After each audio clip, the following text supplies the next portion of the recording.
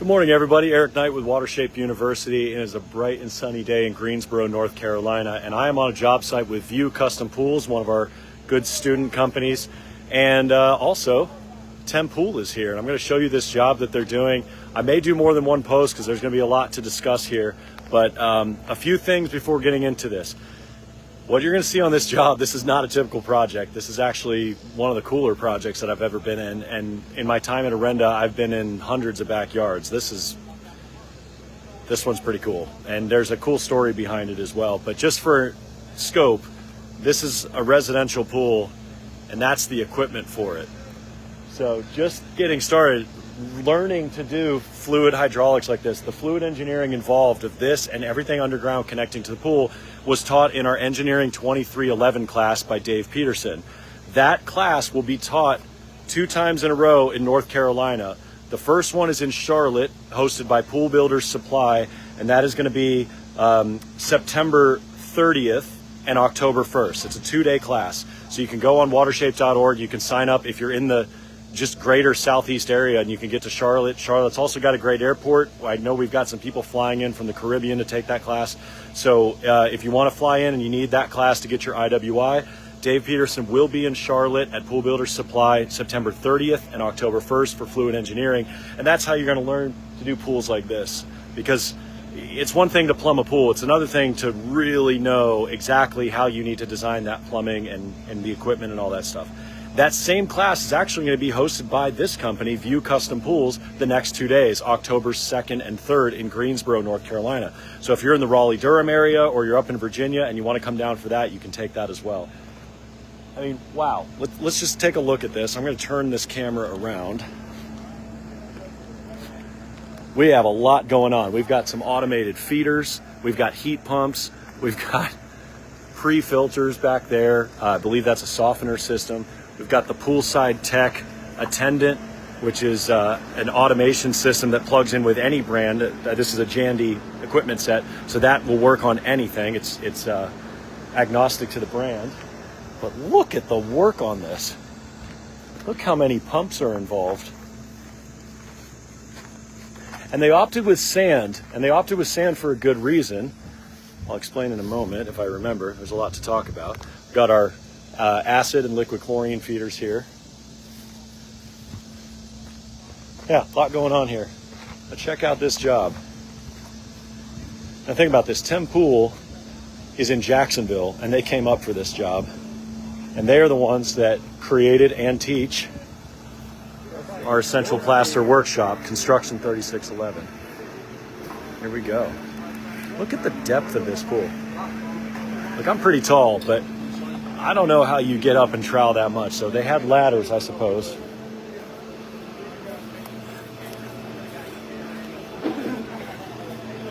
Robert, want to say hi to Facebook, my friend? Hello, what's up? Good seeing you, man. Tell us a little bit about this job. What we're doing right now, we finished this section right here. This is one of the deepest pools that we've done, especially out of town. Yeah. And you can see how flat it is, how smooth it is. Yeah. Right now it's dry, and you can see how all the lateness is coming to the surface out there. What is this material? This is Hydraso Catalina Blue. Okay, so that's a type of quartz. I mean, I'm asking for the audience. It's not Catalina Blue, just Jamaican mist. Jamaican mist. Jamaican mist, okay. Yeah, that's why you get like a little bit of green tint in it. Okay. This is a polished finish. We hard trowel it really good, and tomorrow we're gonna do a touch up with the polisher to make sure everything is nice. So how'd you get up this high and reach it? I suppose you have ladders? We made special ladders. Oh, nice. There, Yeah. and we placed them right here, and we trowel. We did a whole top of the pool first, and then we did the bottom. And if you can see, there's no tying or cold joint or whatnot. Everything looks even, 100%. So how many batches was this job? This job took an average for what we use regular, we use 5 pallets. 5 pallets of material. I'll tell you how many batches total. You can see the guy filling in his spike holes right here. Yep. Same thing with the guy here. You can see some imperfections in the floor. We letting the floor get a little bit tighter, and now he's walking with the carpets and smoothing everything up. Now, why carpets? Why not just wear socks? Is it a pressure thing with your feet? The pressure with your feet will leave the mark. That's still wet for him, but we using those big shoeing strokes that adjust the pressure of your weight. That way your weight is not in one spot, it's dispersed on the sides of the thing. I can see they're not moving much. He's carefully stepping backwards and filling in the holes. This is incredible. So right now what he's doing is the last touch-up right here. He's doing what we call the kill hit.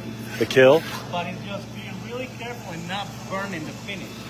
So if you go too fast with it, you can burn it? If you hit the same spot many times, it can start turning black.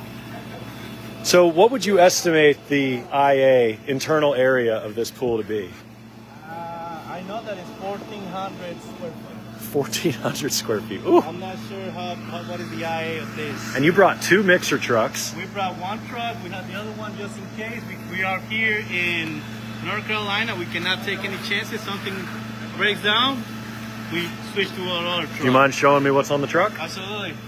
You know, Robert, you teach the Watershape University 3611 class. Yes, sir. And all of this is actually brought up in the class because I'm recognizing the terms you're using. So this is one of the reasons why we came here for Mr. George and Nathan. They were part of our class back in Atlantic City, and we show them what is the procedures that we were doing during the class. So here we're doing the best practice and showing step by step. This is not a pebble finish. We have a different, it's similar system on the pebble finish. The only difference is we're now applying advanced pebble solution and we're not exposing. So, okay, so this is considered plaster or quartz? It's quartz. It's quartz, okay. We treat the same application with the pebble and the quartz is the same application. The only difference is we're not water washing the finish.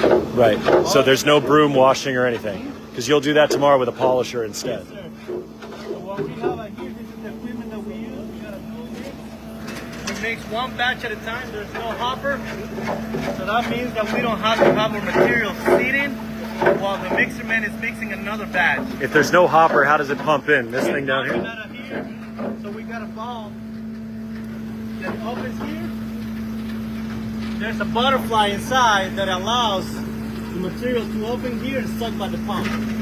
Nice. This is a squeeze pump that we use. It's not a piston pump. That's like a big Stenner pump. That's a peristaltic. Exactly what it is. Peristaltic, cool. So we just suck the material from the bottom and just push it to the finish. Nice. John, you mind explaining what's on the truck with me? Well, so a couple things about this machine is, Robert, tell Stuart to hit the pump on. Hey, run it for a few minutes and then go reverse. Here we are. All right. So with this spinning pump, right now, both mixers are running, and we're going to turn the pump on. To flush it Now out? the pump's working. That's forward. That's, go forward, Robert. Forward. Is this a custom rig or is this something any plasterer could get? This is because we build these and we sell them. And it's just a good idea. That's in forward, and that's about how quick we use it. Okay, Robert? And this is reverse. So it goes out the other side. So if you get any clogs, you can take the pressure off. The pool's full of water when you get there, we can throw our hose in the pool and empty the pool valve. Nice. So the biggest thing about this is, if you notice the PVC pipe up top, we pump through PVC pipe. We use a little bit of hose in the pool. Yeah, I see some flex hose here though. Yeah, that's what we use today. We are right up on the pool. But usually we won't pull into a yard. We pump from the street. So I pump 500 to 600 foot with PVC pipe. I don't want to drive in somebody's yard with a big equipment. Yeah, it makes sense. But this yard is already, it's a construction site. So This truck is set up for when you get caught by OSHA. This is, I'm not lifting 94-pound bags over a certain height.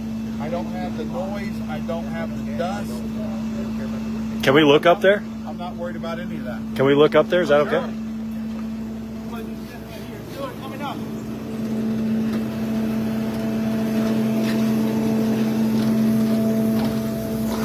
So this is a spiral mixer. You can see the bulb out there. Is this the same as a ribbon? Yes, sir. Ribbon mixer too, okay. That's how it opens right there. So it sucks the material from there.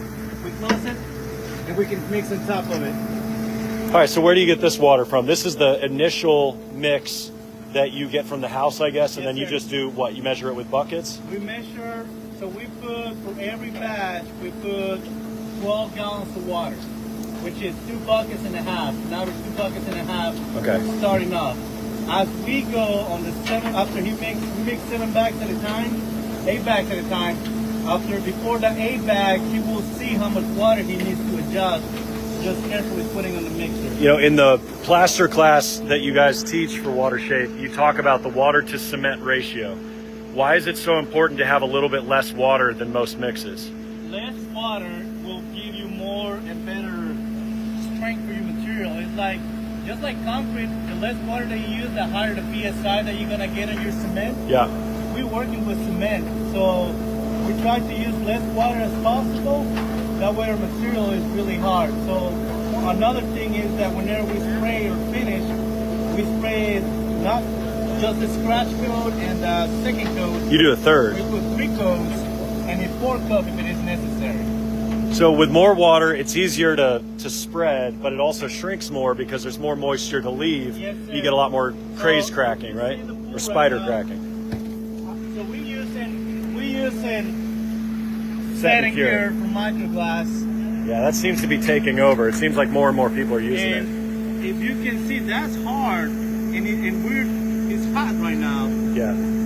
If we use too much water, we can see a bunch of check marks right now, or check cracks going in the finish.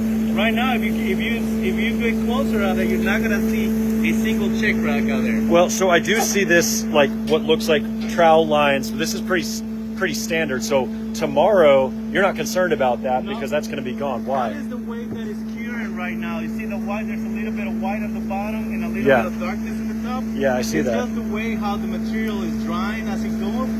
But you can see out here the shady side, it's all, you can see that it's still dry, it's still wet. Yeah, it's still wet compared to the sun. Compared on the sunny side that it's still dry. So from a chemistry standpoint of cement chemistry, let me see if I can turn this around. So what's happening there is, if you ever seen a pool and maybe it looks perfect even after an acid wash, what's going to happen is you're going to have exposed calcium hydroxide to the air, and there's carbon dioxide in the air. So when you have carbon dioxide in the air, what can happen is it'll start looking cloudy and it starts graying out, and people call it ghosting. It's actually perfectly normal to do that. What Tempool is going to do tomorrow, which I think pretty much every applicator probably should based on the results, is they're going to flood this with sodium bicarb. They're going to wash this thing down with a bicarb rinse. And the reason for that, A, it cools down the material, but more importantly, all those little shrinkage cracks that you might have, calcium hydroxide is going to fill those voids. You want something to carbonate that into calcium carbonate or limestone, and that's what reinforces the strength. If the startup happens and you put in water that's hungry, like a low LSI, that water is going to take that calcium hydroxide because it's more soluble, and it's going to steal it, pull it right out. Well, now you've got void spaces, and now you've got mottling and discoloration, and the porosity of those areas is going to be different than everywhere else. And I can't tell you how many calls we used to get, Robert, at Arenda with startup questions that were actually exposure issues that you could clearly see, like it's a white bowl around the main drain or streak lines or something like that. A bicarb rinse intentionally floods it with carbonate ions instead of letting the air do it with such a small percentage of CO2. So simply taking, what, 50-pound bag, probably 2 bags for this one? It's going to be 100 bags. Not 100 bags. 100 pounds. 100 bags, my God. 100 pounds. So we're doing it live. I know, right? So 100 pounds, 2 bags. Yes. So we'll take 100 pounds and we'll put a little, little giant pump. We're going to put a pump. We're going to dilute it really good. And we're going to, with the pump, we're going to go around. Probably on this side of the pool, I'm probably going to do about 20 minutes or 30 minutes going around a bunch of times. Yeah, and Not by doing only that, one time, yeah. By doing that, you're going to get bicarb on every aspect of this plaster, and that is going to fill in those cracks. It's going to start the carbonation. Now, it'll still gray out, but the difference is it's carbonating evenly. So it's not like looking cloudy like air would do it. It's actually carbonating everything uniformly so that when you do start filling it up with water, it cleans right up, especially with doing a startup that's LSI balanced. The biggest thing is we're not going to use muriatic acid to clean the lateness of the finish. We're we're gonna use a different product that is just gonna clean the surface without damage the cement. Hold on, I'm gonna turn this camera around. You said the word latence. Latence. What does latence mean? Latence is, if you see closely what is turning white out there, that's where we start getting a little bit of latence coming out to the surface. Latence is all the dust that it comes to the finish. So let's say we do a black finish and the next day we show up to do the chemical wash, it's like a light gray. All the water evaporates if the water evaporates, but all the minerals, the solids, they get pulled up to the top. They get pulled up to the top. That doesn't go with that water. So that's what we clean the finish. So right.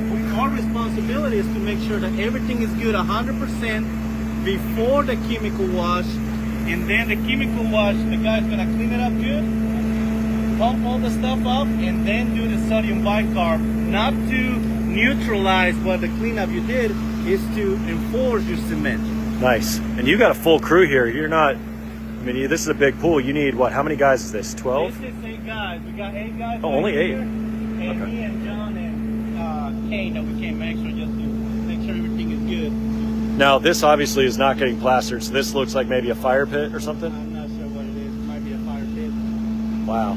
So you got, okay, so you had 2 pallets. You almost completed them because look at the, oh my gosh, that's a big pool. Yeah, we've got a lot of cleanup. Yeah, a lot of cleanup to do. Anything else you want to tell the audience? So one of the biggest things, this size of the pool, we use less water, less calcium. Set and cure, we use 64 ounces for the amount of cement that we use. And just working with the biggest trowels that we use are the 14-inch trowels. We don't use the big trowels, even though the pool is not deep and that big. You want the pressure. We want the pressure from the beginning to the end. So why the set and cure? What does set and cure do? Because it came out a couple years ago. I know you guys like it. What does it do differently? Because what you've been, well, hold on. You've been plastering what, 20 years? 26. 26 years. So it makes a bit difference, right? Well, I've been using it for the past 2 years, and I definitely see the difference of my pumping, of my troweling, of my exposer as an applicator. Well, like, describe the difference. Is it like, is it just spreading easier? It's spreading easier, doesn't stick in your trowel. It's easier to pump. So Advanced Pebble Solution has an additive that they use in the mixer to be able to pump it. Yeah. Set and Cure does the same thing. Okay. And instead of using the pump it, we're using the Set and Cure. I easily can pump 500 feet from the truck to the destination. Right. Well, you guys often pump pretty far. I saw a video not too long ago where you were pumping like from way out there and pumping in several hundred feet. And another thing about the Set and Cure is going to fertilize the cement. It's going to crystallize inside all the pores of the cement and makes it stronger. Now, what kind of differences are needed to decide that this was going to be a polished material? Is this a different cement ratio? No, this is a different product. Like Hydraso requires a polished finish. Regular quartz, it'll be up to you if you want to polish it. But most of the time, all the like Pebble Fina or some other products that they use for some polish and finish, it requires to polish because the homeowner wants the smoothest possible. And you trowel differently for this type of finish than you would for Pebble? No, the same. Really? Pressure, the same amount. The only requires that you got is this one requires a little bit more troweling because on the Pebble we can set it up and make it tight, but this one we cannot leave any imperfections. Because whenever you do a water wash, you can hide your imperfections if you're not doing a good job. If you're doing a plaster job, coarse finish, or a Hydraso finish, you got to make sure that your troweling is on point. Yeah. So I want to go just a little bit through the chemistry for a second because we teach the plaster class together for Watershape, and well, actually, you and Jon teach 90% of it. I just teach the chemistry at the end. We hear the terms hydration, curing, and carbonation a lot. To be clear, hydration is the moment you add that water to that mix. When you add water to dry cement, that's when the clock starts ticking. You guys can talk all you want, but the moment that water gets added, it's go time because now the reactions start to take place. So that's hydration. Now hydration, that water is going to create an exothermic reaction, which means this cement gets hot, right? Not as hot as shotcrete because there's so much more shotcrete, but it gets hot. It gets hot, yes. Okay, and if you're down in the pit, you've been, well, you're a Florida guy, it's hot anyway. But, exactly. All right, so what happens is the heat starts to evaporate that water out, and so the cement loses volume and it's going to start shrinking, and therefore you're going to get voids.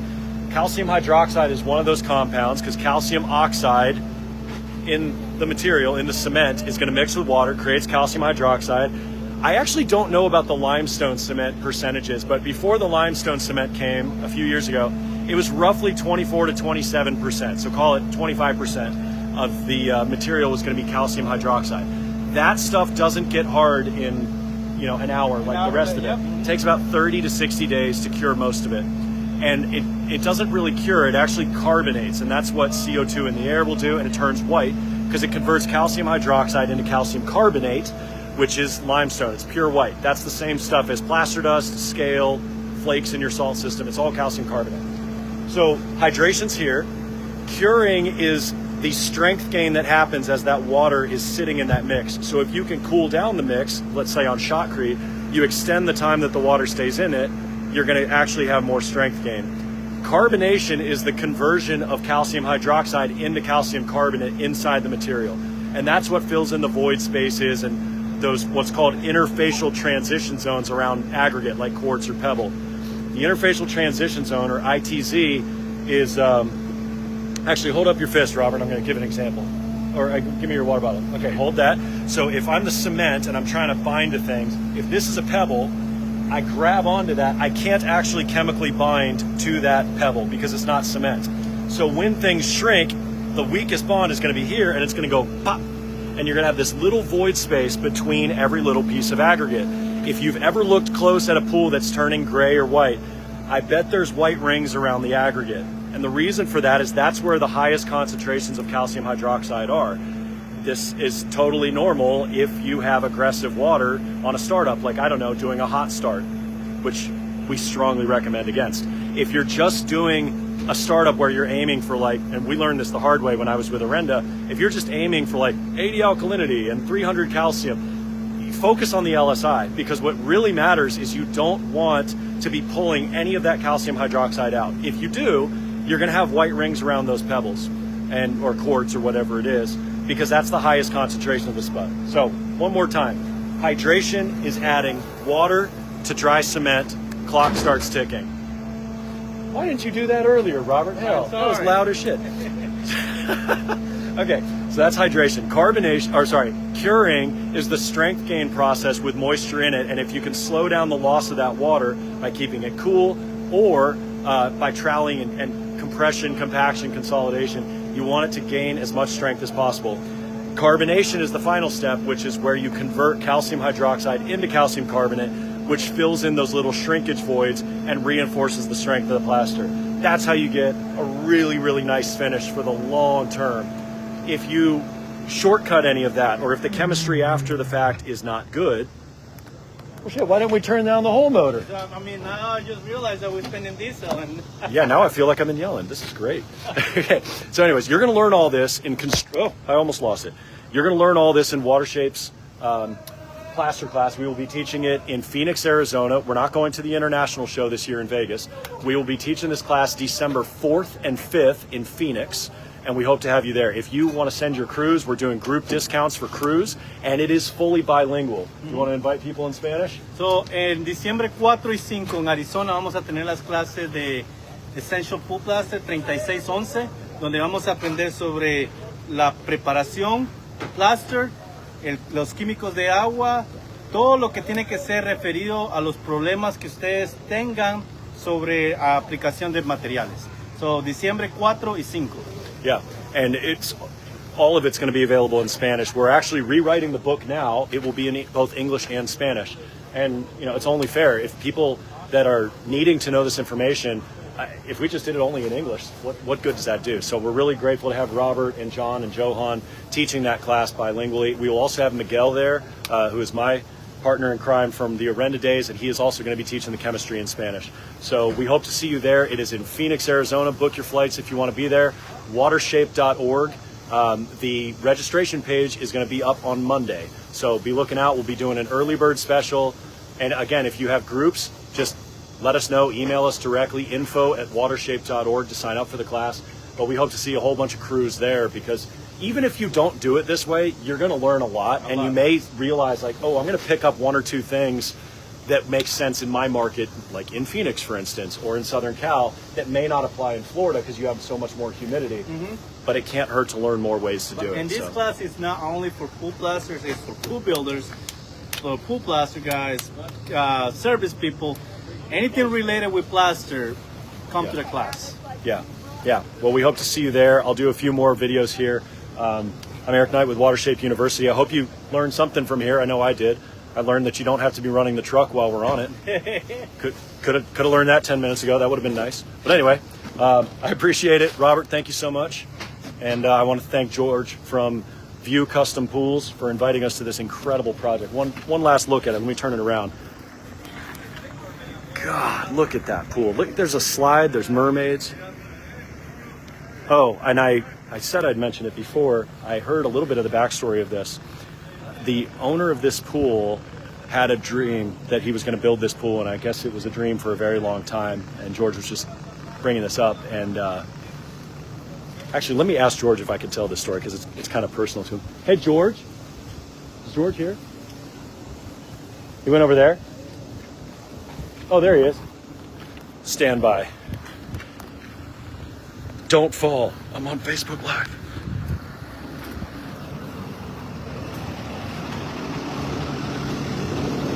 We'll do another Facebook Live explaining it. He's busy with the client right now. So anyway, I'm Eric Knight with Watershape University. You want to learn how to build water shapes like this? It's a lot cheaper to take a class than to learn it the hard way. Keep your hands dirty.